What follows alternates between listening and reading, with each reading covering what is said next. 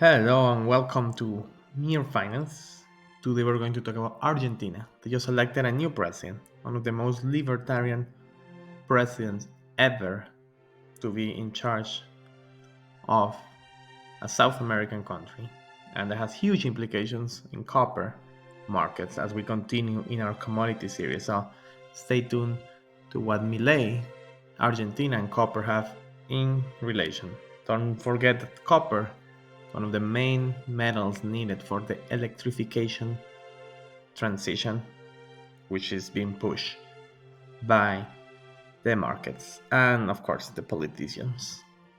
So let's start. Argentina has a beautiful geography. To the west, you have the Andes Mountains, which actually has the highest mount peak in the whole Americas. Aconcagua Mount Aconcagua, it's around 6,600 meters above sea level, which roughly translates to almost 20,000 feet above sea level. And in that region, because of all the volcanic activity, you have extreme fertile land.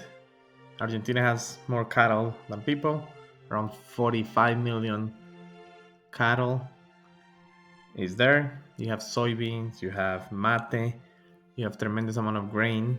So it's a huge in the north, what we call the Pampa. It's a huge agricultural land that could be beneficial to the whole world if the good politics comes into place.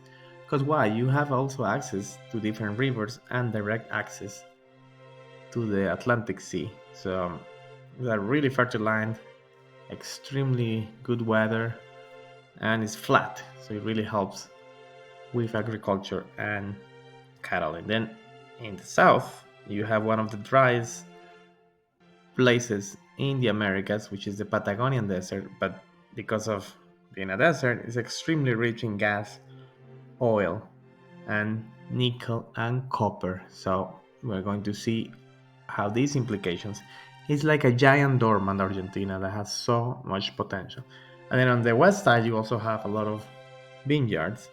Wine, although it's not treated as a commodity, is a huge market in the world, and I think Argentina is needs to go back and actually start just portraying his wine as one of the best in the world, because Chile has done that with all of the politicians and all the private enterprise. They have really set up like Binch and Coro, which is one of the biggest companies there in Chile. Argentina can do the same, have a private company that can compete to the world side. Just like Colombia did with Juan Valdez and its coffee, Argentina can really brand its wine to a new level. It's already really good, but it can be branded to a great level. And in the south, you have the Patagonia, one of the coldest places in the planet. So, extremely good agricultural in the north, a lot of metals and commodities in the south. Basically, a very diversified economy. Just needs the proper guidance. So, why do we talk about copper? Because copper, by 2050, net zero copper demand. So, reaching net zero emissions by 2050 demands volumes of copper humanity have never been produced. So, this is because you need copper for all the wires, for electronics, wind, solar installations, nuclear facilities, and more. So, around 700 million tons total copper produced over the course of human history that you can record.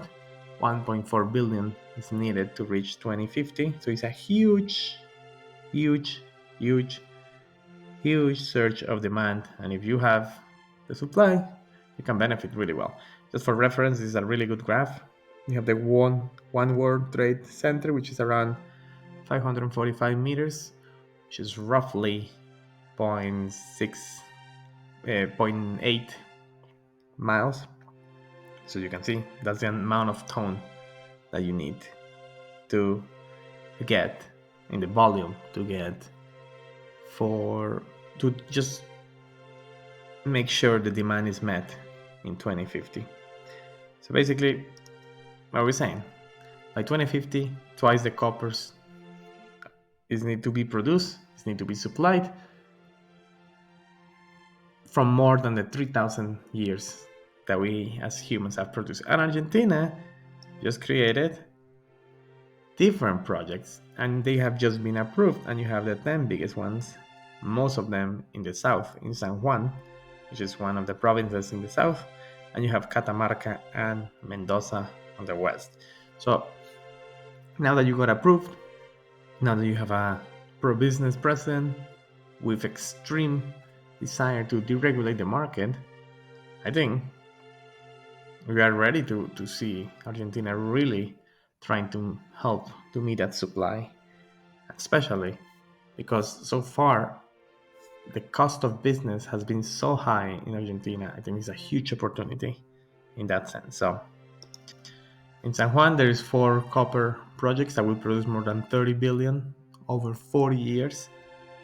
These are the projections of the San Juan mining chamber, and in addition, 300 million will be invested in exploration, with 95% of it in the province. So let us know what you think. I think copper will really see an influx of supply coming from Argentina, and we're going to monitor constantly the Argentinian landscape, because if a new president and all these natural resources, you could see the market really moving in favor of Argentina and may become a superpower like it was maybe 120 years ago.